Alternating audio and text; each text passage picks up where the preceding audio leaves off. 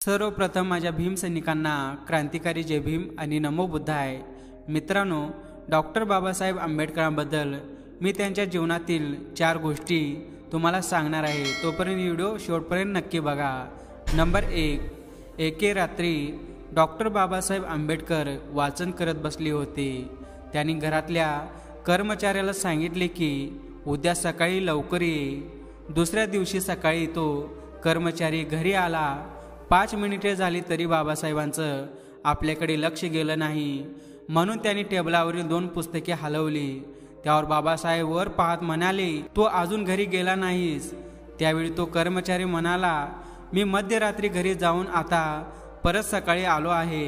रात्री वाचायला लिहायला बसलेल्या बाबासाहेबांना दुसरा दिवस उजडलेला हेही माहीत नव्हते। इतके ते एकाग्र मग्न होत असत। म्हणजेच एकाग्रता, स्थिरता या गोष्टी या प्रसंगातून दिसून येतात। नंबर 2, डॉक्टर बाबासाहेब आंबेडकर मॅट्रिकची परीक्षा उत्तीर्ण झाली तेव्हा कृष्णराव केसुळकर यांनी भगवान गौतम बुद्धाचे चरित्र त्यांना भेट दिले होते। डॉक्टर बाबासाहेब आंबेडकरांनी लिहिलेल्या भगवान बुद्ध आणि त्यांचा धम्म या पुस्तकाच्या प्रस्तावनेत डॉक्टर बाबासाहेब आंबेडकर म्हणतात की त्या लहान वयातसुद्धा रिकाम्या डोक्यांनी मी बुद्धाकडे गेलो नाही। डॉक्टर बाबासाहेब आंबेडकर सर्व वाचन अभ्यासांच्या दृष्टीने काहीतरी प्राप्त करण्यासाठी करत असत, केवळ आवड म्हणून नव्हे। नंबर 3, डॉक्टर बाबासाहेब आंबेडकर शिक्षणासाठी परदेशात असतानाची गोष्ट। त्यावेळी त्यांच्याजवळ पुस्तके घेण्यासाठी पैसे नसत।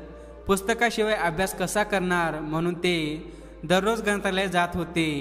तेथील पुस्तके वाचन अभ्यास करत जितका वेळ ग्रंथालयाकडे उघडे असे तितका वेळ ते वाचित बसत। वाचता वाचता भूक लागायची तेव्हा ते आपल्या जवळील पावाचे तुकडे खायचे।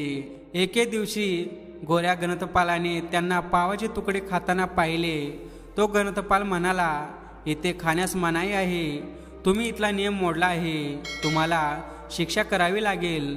त्यावर बाबासाहेब म्हणाले, क्षमा करा, यापुढे मी सूचनेचे पालन करीन, उपाशी राहून इथे वाचत बसेन। अभ्यासासाठी दिवसभर उपाशी राहायची बाबासाहेबांची तयारी होती। ग्रंथपाल म्हणाला, अपराध करण्याला क्षमा करता येत नाही।